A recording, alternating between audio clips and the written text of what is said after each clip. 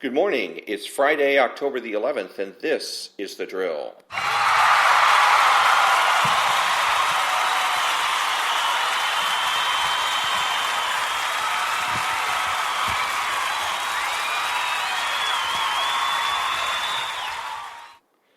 Thank you very much. I'm Ron, your host, the only true conservative in the United States today, because I'm the only one that makes the presumption for the status quo. My podcast is about being a true conservative and using true conservatism to beat the left each and every day. I can be heard on iTunes, Spotify, Google, and YouTube, and the podcast is made possible by Spreaker.com. I started my socio-political odyssey as a conservative Republican and then became a card-carrying member of the Libertarian Party, and now I'm a registered independent and a true conservative. I was intimidated by the left about how to dress, how to act, what to take seriously, and who to associate with. When I decided to vote Republican, I thought that I could act like a liberal but vote like a conservative, but I was wrong. And whenever I engaged a liberal in debate, I couldn't win. And I couldn't win because I couldn't be taken seriously and because I didn't understand the debate dynamic between left and right. I talked conservative, but I acted left. I was intimidated. I was surrounded by left-wing messages from the radio, both AM and FM, messages from television, messages from the movies, and messages from newspapers and magazines, messages that were unopposed by the right. So I used lefty lingo, I dressed like the left, engaged in petty vice, and associated with people who engaged in vice, people who used drugs, gambled, consorted with prostitutes, stole, and cheated. Live and let live. Be cool. Let it all hang out. Don't be so uptight. Go with the flow. These were all the slogans that I lived by. Not by choice, but by default. I failed to recognize that the debate dynamic was between idealism, the perfect society, and realism, the real society. It was no wonder that I couldn't win. So I realized that defeating the liberals and socialists starts with getting my act together, by living deliberately, by carefully choosing what to watch, listen to, and read, by refusing to associate with common criminals and ne'er-do-wells, by being aware of and resisting left-wing counterculture, and by using my intellect to defeat psychological bullying and intimidation. By becoming a true conservative, I will not only win, I will never lose. The purpose of my podcast is to share with my audience the lessons I have learned on how to defeat the left each and every day. Today I'll start with perusing headlines, critiquing articles for credibility. After that, I'm going to read an article from AMAC magazine and follow that up with more about philosophy and culture. All that when I come back.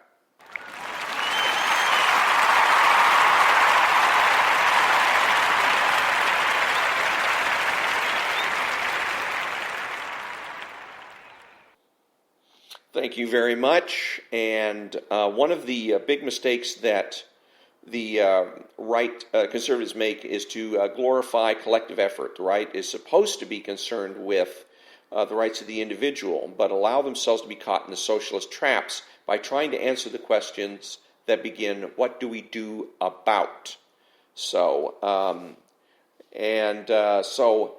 I'm going to be covering later, reading some selections from classical individualism and that emphasize the fact that capitalism is based on individualism. But for right now, I'm going to go ahead and get to the headlines. And I'm going to go to Google here. We're going to, again, put in Trump and see what we come up with in terms of the headlines. So let's see, top stories. We've got from the Washington Post, live updates. Trump to stage another campaign rally. Romney steps up as Trump tries to trample him. And that's from Politico. Fox News, Trump belittles Biden's with graphic language at Minneapolis rally. Newsweek, Deutsche may have destroyed Trump's tax returns and cleansed servers. I imagine Deutsche means Deutsche Bank. The Hill, Graham-Trump roller coaster hits dizzying speed. USA Today, protesters burn MAGA hats. Police use pepper spray in tense hours after the Donald Trump rally. CNBC, stock futures rise after optimistic Trump comments on U.S.-China. The Washington Post, stunning in ugliness and tone, Trump denounced for attacking Somali refugees. Billboard, Donald Trump just went after Beyonce, Jay-Z, and Bruce Springsteen. And finally, ABC News, Trump's former Russia aide set to give revealing testimony on Giuliani. I'm going to, we'll take a look here at the Washington Post and see about this article. Live updates. Trump to stage another campaign rally as impeachment inquiry rolls on with scheduled Yovanovitch testimony. And this is done by John Wagner. President Trump planned to stage his second campaign rally outside Washington in 2 days on Friday as House Democrats push forward with their impeachment inquiry, expecting to hear testimony from Marie Yovanovitch, the former U.S. ambassador to Ukraine. Yovanovitch, who was recalled from her post in May after conservative activists accused her of being biased against Trump, is scheduled to be deposed at 10 a.m., barring a late-hour intervention by the State Department or White House. This guy does not, so far, he's not giving any, Mr. Wagner's not giving the sources of his information, but I think it can be inferred that he's getting this information from the White House as to, again, the president's schedule. That's probably public knowledge, and easily you can find out what it is the president's going to be doing relatively easily, Googling or going to the White House website or whatever. So I'm going to give him a little bit of a pass here. He's talking about Ms. Yovanovitch and that she's scheduled to be deposed at 10 a.m., and I'm assuming that he's getting that information from the House, the House. The impeachment inquiry focuses on Trump's efforts to press the Ukrainian president to investigate Biden and his son Hunter Biden at a time when U.S. military aid to Ukraine was being withheld. And so, decent article and rather self-explanatory, nothing shocking there. On to Politico. Romney steps up as Trump tries to trample him. So let's take a look at this. Let's see, the headline is Utah Senator has plans to be forced in 2020 by helping Republicans who need daylight from Trump. And it's done by Alex Eisenstadt. President Donald Trump wants to sideline Mitt Romney, but the Utah senator isn't having it. Even as he faces a barrage of attacks from the president and his allies, Romney is mapping out plans to play a central role in 2020, headlining party events, shelling out cash from his campaign war chest, and hitting up his donor network for vulnerable senators on the ballot next year. Later this month, Romney will take his most aggressive step yet to insert himself into the 2020 campaign when he hosts a New York City fundraiser for Maine Senator Susan Collins, Colorado Senator Cory Gardner, and Michigan Senate hopeful John James. All are establishment-aligned figures confronting tough races in swing states. Behind the scenes, Romney's team has also begun directing his donors to help GOP candidates in Senate battlegrounds. Now, as shaping up as, again, an article about a conflict between Senator Romney and President Trump. This one's really, really light on, again, sources. Romney's mapping out plans to play a central role in 2020. Where does he get that information? Do you get that from Romney himself? Do you get it from a particular website? When they're quoting or talking about the president's schedule or what the president's plans are, like I said, I'm willing to give him a little bit of a pass for not citing a source for the information because I assume that it's coming from the White House website. But in this particular case, we really need to know where he got the information. Later this month, Romney will take his most aggressive step yet to insert himself in the 2020 campaign when he hosts a New York City fundraiser for Maine Senator Susan Collins, etc.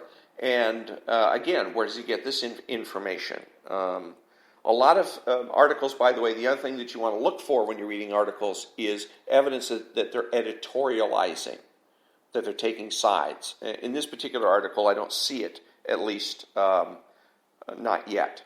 Back to the article. I know plenty of my candidates would love Romney's fundraising help. He's got a huge donor network, regardless of the Twitter sentiment of the day, said Will Ritter, a top aide in Romney's 2018 Senate campaign, referring to Trump's attacks. So there's a solid citation of where he's getting his information, so that's good. And so the senator is stepping up after Trump just unleashed a withering assault on the 2012 GOP nominee over his refusal to rule out supporting impeachment. Over the weekend, Trump called the Utah senator a pompous ass who is so bad for ours. The president added that Romney was, quote, playing right into the hands, unquote, of Democrats, and tweeted out a video of him losing the 2012 election. So one of the other things you need to know about it, articles and whatnot, and you're going to hear Rush Limbaugh do this in particular, is that he wants to debate an article. You can't debate an article. I can't debate this article here. I may agree or disagree with the information or whatever conclusions that the author or writer is providing here, but I can't debate with him because he's not in the room. Okay, so the only thing you can do is evaluate the material in terms of validity. Is he making logical, coming to logical, valid conclusions? Is he providing evidence? Is the author persuasive? So it's a decent article, not the typical hit piece that you would expect from the news media. On to Fox News. Trump belittles Biden's with graphic language at Minneapolis rally. As chaos unfolds outside the arena. So this is by Greg Ray, Fox News. President Trump unloaded on Joe and Hunter Biden over their Ukrainian business dealings in Minneapolis on Thursday evening, at one point bringing the crowd to its feet by charging that Biden's only useful trait as vice president was his preternatural ability to kiss Barack Obama's a blank blank, unquote. Trump cited a new report in the Washington Examiner that the whistleblower at the center of Democrats' impeachment push had worked with Biden. The whistleblower's anti-Trump attorney, Mark Zaid, acknowledged earlier in the week that his client had contact with current presidential contenders, quote, from both parties, unquote. And throughout this article, they have various things underlined. President Trump, and it's underlined. Ukrainian business dealings is underlined. And so these are links to, I imagine, the sources. So they don't do it in the traditional way of citing the sources within the outright saying so-and-so said this, so-and-so said that. If you want to get the source, you click on the link and it takes you to the source. So that gives you some confidence that what they're doing, they're not just doing a hatchet job on President Trump. So let's see, the whistleblower's anti-Trump attorney acknowledged earlier, and it's interesting, they referred to him as an anti-Trump attorney, but it's underlined. So let's go and check that link and see where that leads us in terms of why they conclude that he's anti-Trump. And it takes us to another article in Fox News that was published a day ago called Whistleblower Lawyer Acknowledges Client Had Contact with Presidential Candidates. Let me see. Mark Zaid and Andrew Backage, the attorneys representing the whistleblower at the center of Democrats' impeachment inquiry, acknowledged in a statement on Wednesday that their client has come into contact with presidential candidates from both parties, but insisted that the contact involved the politicians' role as elected officials, not as candidates. Abrupt disclosure came after the Washington Examiner reported the intelligence community Inspector General Michael Atkinson told lawmakers that the whistleblowers, let's go down here, Zaid and Backage didn't respond to questions. The attorneys did assert in the statement, blah, blah, blah, the whistleblower is not the story, the identity, but Republicans have challenged that claim, proved inaccurate. Let me see, and according to the whistleblower complaint, so there's nothing in here so far. I've gone at least halfway down the article, and there's nothing in there in which the attorney declares himself to be anti-Trump. So there doesn't seem to be much of there doesn't seem to be any basis for concluding he's anti-Trump, at least according to their source. So the other thing I wanted to mention about this is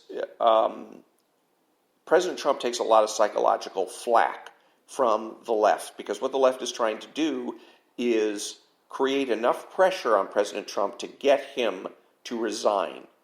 They much prefer that he resign than impeach him. There's a lot of pundits that Rush Limbaugh et al. That say, oh, they're trying to impeach him, they're trying to impeach him. No, it's the last thing they want. If it has to happen, it has to happen, but what they really want to do is get him to resign. Because if he resigns, it's tantamount to a confession. And then he's done. He becomes the latest Richard Nixon. The biggest mistake Richard Nixon made was resigning. Not Watergate, not whatever else he was accused of. It was resigning. Because the moment he resigned, it was tantamount to a confession that he was guilty of all the things everybody accused him of. And Donald Trump is in that same situation. Now, Donald Trump is a pretty shrewd guy and understands psychological pressure and understands that politics is about, most of the time, psychological pressure. But everybody is human. So how do you deal with that psychological pressure day in and day out? And one of the ways that you can deal with that, or the way that Donald Trump needs to deal with it, is with rallies. I haven't seen any other president have as many rallies as President Trump does. But it's a good idea. You have your rally and you get your supporters in there. They cheer you on. You've got 10, 20, 30,000 people screaming your name and chanting 4 more years, 4 more years. That gives you the psychological boost that you need to keep going and keep putting up with the crap that the left and, in many cases, the right, in their ineptness, in their stupidity, is piling on. So, on to the next one. We'll do this. This will be the last one. Newsweek, and Deutsche Bank might have destroyed physical copies of Trump's tax returns, cleansed servers, claims former executive from a report. Now, this one is Newsweek, and it's by Steve Croucher. And a former Deutsche Bank executive who reviewed President Donald Trump's tax returns reportedly said it is, quote, not normal, unquote, that the institution no longer holds copies of those records. Trump, let's see now. Okay, so we got that. Trump for many years relied on. The president is accused by some. Let's see. Congress is investigating. David Enrich, financial editor, posted to Twitter a screenshot of the conversation with the unnamed executive. Because that's what I was looking for. This comes out right away and says, a former Deutsche Bank executive who received Donald Trump's tax returns. Well, who is that? You're playing peekaboo with the truth, and this is an unnamed source, and that's no good. Anytime you're running across any article in which you're not willing to name the source, then you should stop reading the article and move on to something else. And that's exactly what I intend to do here. So get rid of this, and then... when I come back, I'm going to be reading an article in the latest issue of AMAC magazine.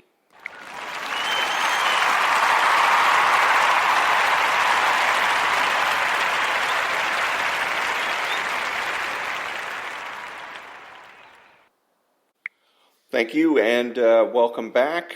And the article I'm going to be reading from AMAC magazine is The Ongoing Debate Over Congressional Term Limits by Palmer Schoening, who is a chairman of the Family Business Coalition and helps to lead AMAC's advocacy efforts in Washington, D.C. And this is from, again, the latest issue of AMAC magazine. In 1951, the Constitution added the 22nd Amendment, which limited presidents to serving only 2 terms. After the 22nd Amendment passed, states began taking steps towards limiting terms of their respective legislators and governors. And with those changes, some have begun to argue that it is time for Congress to get the same treatment. Support for congressional term limits dates back to the days of President Eisenhower and Truman. However, enacting term limits on Congress would be a challenge because Congress would ultimately have to limit its own ability to hold power for long periods of time. When considering term limits on Congress, we should consider several pros and cons to establishing them and how they would impact our overall system of government. On the pro side, term limits could potentially limit the corrupt nature of government, as the politicians would have less time to be influenced by special interest groups and lobbyists. More often than not, freshman members of Congress are skeptical of lobbying groups and other outside pressure campaigns for specific pieces of legislation. Having newcomer politicians every 2 to 3 terms could inhibit those special interest groups from developing long-term relationships with certain officers that yield more power, or certain offices that yield more power than junior members of Congress. Another pro for term limits is changing the leadership structure of Congress. Congress operates based on seniority. Leadership is composed of the most senior members who lead their parties and chair the most powerful committees from which legislation originates. This structure leads to newly elected members being left out of decision-making conversations with no ability to influence the overall policy debate. Enacting term limits could also bring centrism back to government. Should there be restrictions on how long one can serve, some have argued that it could encourage elected officials to ignore extreme ideas for more centrist-based policies that have a better chance of passing. Symbolic yes or no votes may not happen, often because they are largely used for campaigning. Some see more cons in imposing term limits and have argued that these limits would force good politicians to retire, just like in any job.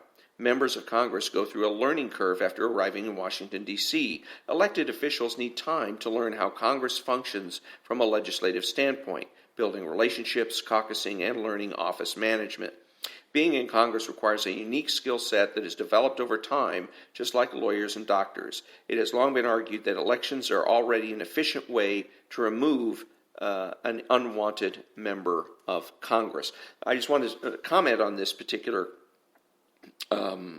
paragraph here, is that's one of the should be one of the qualifications in terms of when you're voting for this person in the first place. It doesn't take anything to learn how legislation works its way through Congress. You can do research prior to running for office to find out. You can talk to people, members of Congress, and get their inputs. You can get most of that information of how things work in Washington prior to even running for office.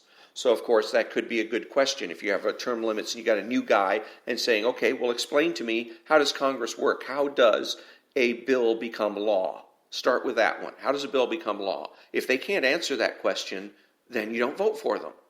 Or at least you don't vote for them until they figure it out. So that's kind of a weak con. In addition to forcing good politicians into early retirement, term limits would also take some power away from voters. Voters who prefer a particular legislator may be forced to vote for someone they wouldn't otherwise prefer simply because of term limits. This could potentially stand in opposition to a fundamental constitutional principle in our electoral politics, where each state and congressional district gets to choose in each general election who the representatives are in Washington without limitation. Well, but that's wrong. The fact of the matter is there is a limitation. You can't vote for anybody that's under a certain age and or is not a citizen. So there are limitations. Lastly, enacting term limits could create lame duck legislators. Once a member is in their last term, they may become unmotivated knowing that their term expires, or even worse, could ignore their constituents altogether, thus only pushing policies that revolve around their own agenda. Both problems could impact the communities they represent in a negative way. Yes, but they can do that anyways. Any member who wants to can coast. They can take their $140,000, $150,000 a year and sit around and do nothing. But there's a remedy for that. It's called a recall. Just a second. Back to the article. Despite the fact that much distaste for career politicians in Washington exists across the country, term limits are still largely unpopular from a legislative standpoint. But with 75% of Americans supporting term limits in some fashion, the topic is not going to fade away anytime soon. In this last thing, he quotes 75% of Americans, but he doesn't say where he gets that figure from. I imagine it's probably from a poll, and it's, I'm sure, from a poll in which they're not using a representative sampling. They're using 1,000 people to represent all the voters in the United States, not a representative sampling. So you be able to say 75% of those polled or surveyed think this way. But again, he doesn't say, so that has to be ignored. The rest of the article, again, has a tendency to be approached from a neutrality standpoint, pros and cons. Here are the pros, here are the cons, you decide. Can't do that. That's crap. Any true conservative must promote conservatism. So in this particular case, for a true conservative situation is you're going to look at what's real. What is real here, and whether or not there is a case, an obvious prima facie case for change, for term limits. I don't see it. I don't see any prima facie case for term limits at this particular point.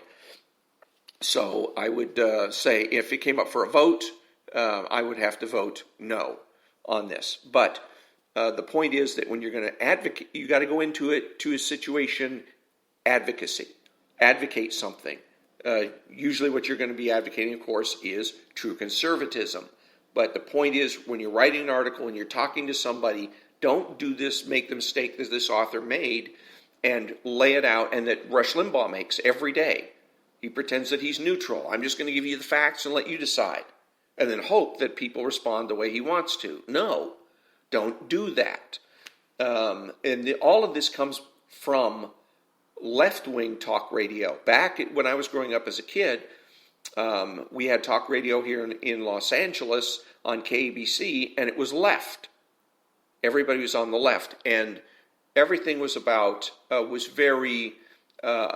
was caller-oriented, and emphasizing what the caller wanted to say, giving the caller room to say it, being very gentle with them, not having harsh arguments or pointing out their mistakes, but kind of babying them through the conversation.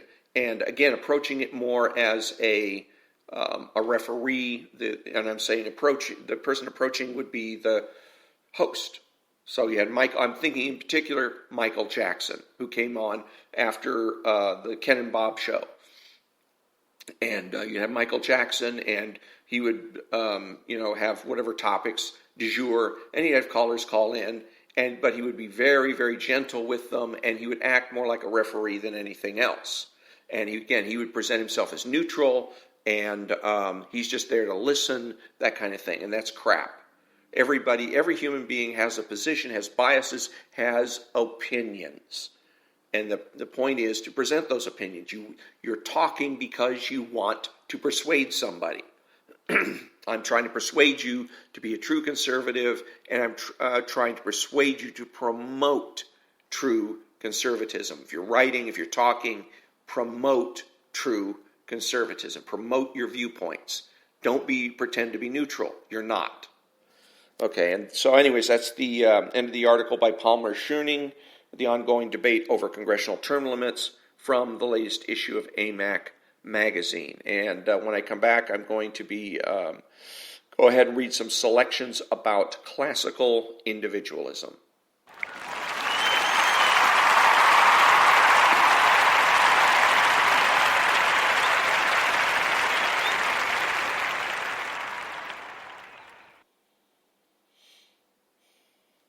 Thank you, and welcome back. One of the big mistakes that conservatives make, as I said a few minutes ago, is to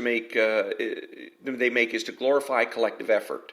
The right is supposed to be concerned with the rights of the individual, but they allow themselves to be caught in socialist traps by trying to answer the questions that begin, what do we do about? Okay, you got to listen. If you hear somebody saying that, they're trying to trap you into agreeing with a socialistic answer to a particular problem. Lately, it is, what do we do about homelessness? And you have to find a way to get out of that. The one answer I like is, who are you talking about when you say we? Do you have a mouse in your pocket?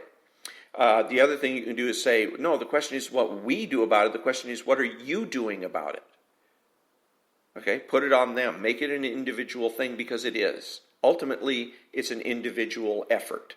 One of the things that we have to do is quit with this idea that the left foisted on this country about tough love. Okay? If you've got a family member and they're irritating you or getting on your nerves, so here tough love says kick them out. Kick them out of your house. Now, of course, if that family member is let's just say common sense exceptions apply to that. But basic idea is get the person help one way or another. An example of this is that there's a retired sheriff's deputy in Los Angeles whose son the whole thing became a cause célèbre, but his son was killed at the hands of police officers while he was homeless. And he became homeless because this sheriff's deputy father said that he kicked the son out of the house. He was an adult, but he kicked him out of the house because he was on drugs and he was making violent threats and whatnot. And so the child ends up dying. The deputy then sues the city. He excoriates in public these police officers, that they're criminals and they're horrible people and blah, blah, blah, blah. The fact of the matter is that if the father had bothered to take care of business, it wouldn't have happened. His son would still be alive today. His son is dead, was killed twice. He was killed once by his dad and second time at the hands of the police officers. What the father should have done is, especially being a police officer, or former police officer, retired police officer, is law enforcement, is to put him in jail. I also know and had a coworker, a female coworker, and her mother did that. Her mother put her in juvenile hall. Okay, her mother warned her, and then at one time when she came home late and she was high, and mom said, "That's it, we're done." And it called the police, and she was immediately put into juvenile hall and stayed there for some 5 years. And this is although no parent wants to put their kids in juvenile hall, it's not a terribly great place to be, but you've got better chance of your child surviving, because she did. She came out of it. She realized, yes, she made the mistakes. She did the wrong things. She deserved to go into juvenile hall. And she's a parent and a responsible working adult today because of it. If her mom had simply just kicked her out of the house or ignored the situation, tried to be her friend, because that's another left-wing notion, is that parents should not be authority figures, they should be friends to their children, then she may have ended up in the same situation as the sheriff's deputy's son. She may have ended up getting killed. So, in any case, I'm going to go ahead now and read some selections on classic individualism as soon as I can get to Kindle here. And I should have had this prepped. I apologize. Kindle is opening up. And let's see here. Let's see what this one is. It is... I'm going to start with this other one. It's called Classic Individualism by Russell Madden. It's a review of classical individualism, the supreme importance of each human being, by Thor Machan. Yeah, M-A-C-H-A-N. Okay. There we go. Classical Individualism by Russell Madden. Individualism is under increasing attack. It is denounced as inimical to a sense of community, as offering a false view of human nature, and as an inept attempt to provide a foundation for a morally bankrupt economic system, in essence, capitalism. For a society that once prided itself on the unique worth of each particular person, and that has produced the highest living standards in history, this assault from academics, politicians, and popular media is ironic and sometimes baffling. It is also disturbing and frightening in its implications for freedom, morality, and future prosperity. In classical individualism, the supreme importance of each human being, Tibor Machan continues his defense of what so many enemies of liberty envision as an inconvenient stumbling block in their quest to collectivize and regiment all aspects of our culture. In this book, he examines the arguments of foes of individualism, natural rights, and capitalism, and finds them lacking. Along the way, he defends free will, objectivity, and property rights as he seeks to establish principles that best enable people to live happy and ethical existences. Perhaps it is an unintended backhanded compliment to individualism that its opponents must assail the straw man caricature of Hobbesian radical atomistic individualism in order to advance their statist agenda. The most vociferous critics ignore the kind of classical or moderate individualism that Machan champions. At its most basic, Machen's position is that, 1, humans form a distinct species, different in kind and not merely degree from lower animals. 2, one of their fundamental traits is, quote, the capacity to be rational individuals, unquote, having free will and able to initiate conceptual thought, i.e., they are capable of self-generated and self-directed action. 3, the primary purpose of each person is to flourish to the fullest extent possible given his unique circumstances. 4, the proper social political system is the one that best enables individuals to achieve this goal, i.e., capitalism. Frustratingly, even many who defend capitalism see the notion of a moral, individualist underpinning for our economic system as a threat to freedom. Machen critiques the common economic view of humans as mere utility maximizers. This outlook, he contends, adheres too closely to Hobbesian radical individualism. In accepting such a footing, economists face objections that leave them floundering when confronted with moral, rather than utilitarian, arguments against capitalism. Among other problems, the most worrisome may be the moral subjectivism accepted by classical and neoclassical economists to bolster their case. Quote, its subjectivism also applies to its own cherished principles, unquote, and thus it cannot muster any objective argument against those who disagree.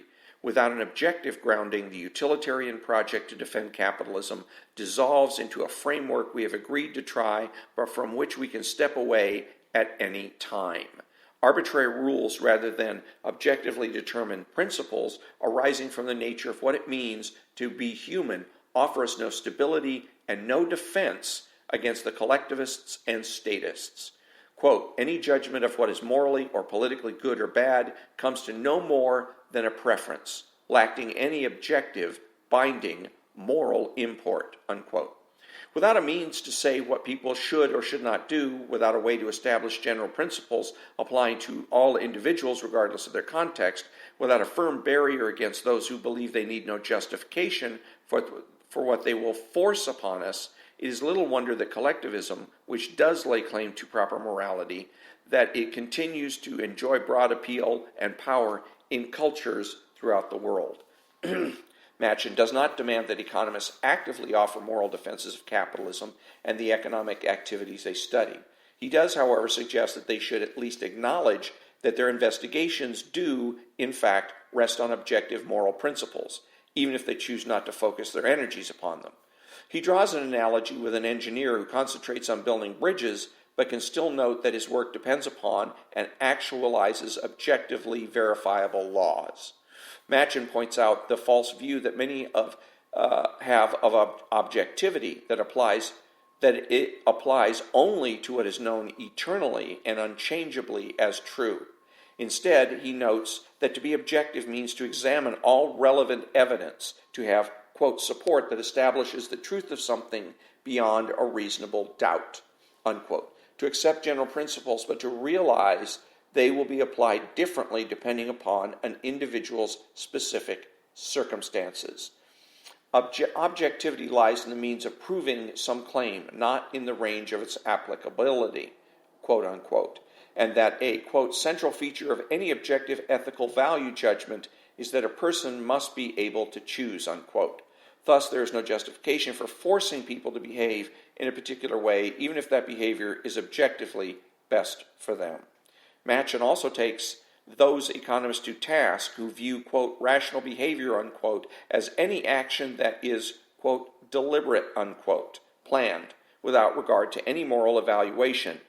Unlike F.A. Hayek, who conflated deliberate and intended behavior, Machen believes people can intend to act in a certain way and thus be responsible for that action without necessarily engaging in premeditated planning. Why does this distinction matter? Because Hayek sought to differentiate between market actions and those of governmental planners without having to resort to normative political theory, quote unquote. Yet if Hayek's view of rationality is accepted, such obviously immoral behavior as rape, murder, and genocide must be viewed as, quote, rational, unquote, if the choice is between, quote, rational, unquote, action, which in Hayek's scheme would include behavior that common sense would declare as evil, and, quote, irrationality, unquote, It is little wonder that economic ideas have such difficulty gaining acceptance among the general population, and that so many people denounce rationality. Properly understood, to be rational is to be in mental focus, i.e. to be aware of and to integrate all relevant and available evidence bearing upon a particular situation. The rational action theorist's view, however, is merely an uninformative tautology. 1. Rational action stems from a calculation of costs and benefits. 2. Costs and benefits are subjective. 3. A person acts in a way he believes is the best course to follow. 4. How do we know he believed this? Because that is the behavior he performed. Quote, revealed preference, unquote.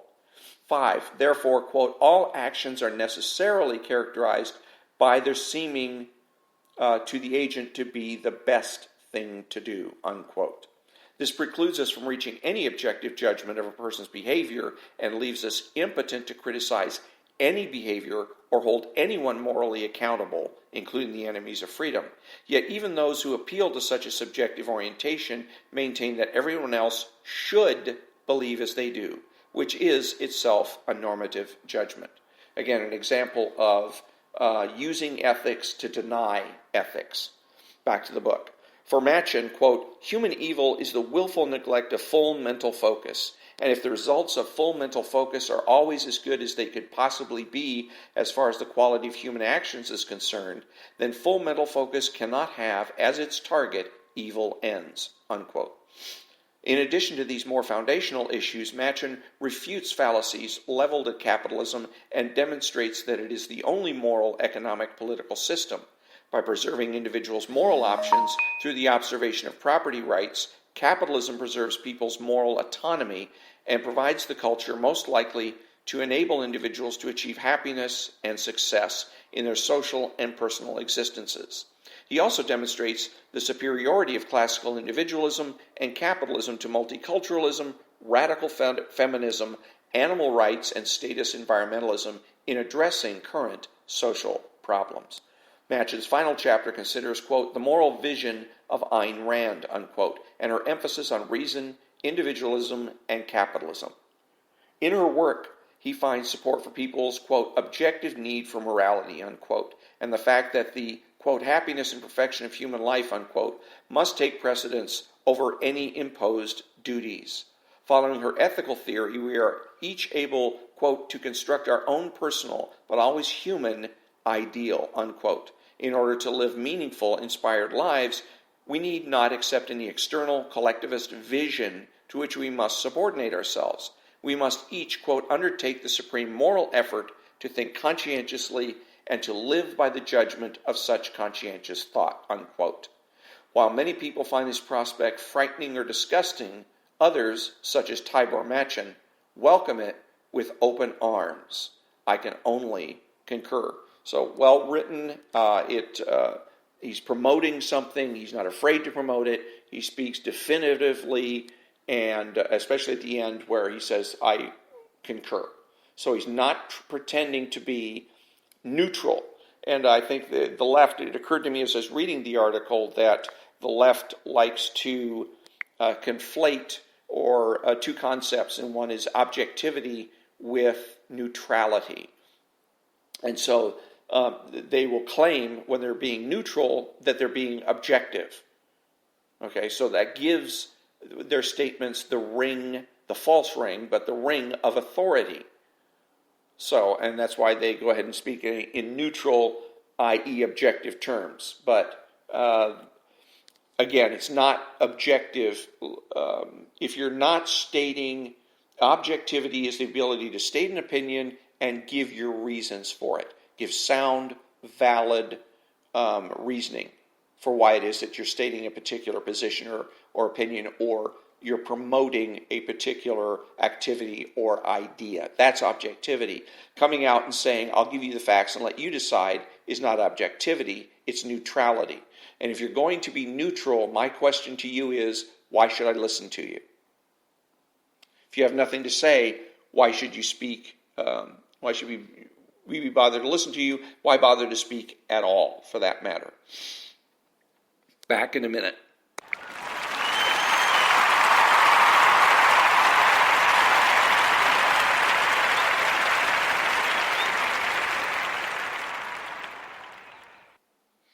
Thank you. In conclusion, I've browsed the headlines, read an article in AMAC magazine, and read a selection from of classical individualism, and it's a review of a book by Thomas Machen. Who is the true conservative? He's the person that understands that conservatism is not just about politics, but culture as well. He acts like an adult. He's patriotic and uses common sense. He expresses what he knows and does so with absolute certainty. He makes judgments, refuses to speculate, speaks clearly and definitively, and is not afraid to say no. He's open-minded, asking why rather than why not. He is consistent, credible, and influential. Not ashamed of his existence, unafraid to learn or correct his mistakes. He is a normal American, and he is better than the socialist. He's a better politician, a better friend, father, brother, family member, and a better person, period. You have to know that. If you don't know with every fiber of your being that being a true conservative is best, then you're lost. And that brings me to the conclusion of another episode of The Drill. Remember that the left has no authority, no power, and they can't win. True conservatives will never join their movement, and we won't shut up. Thank you for listening, and have a great day.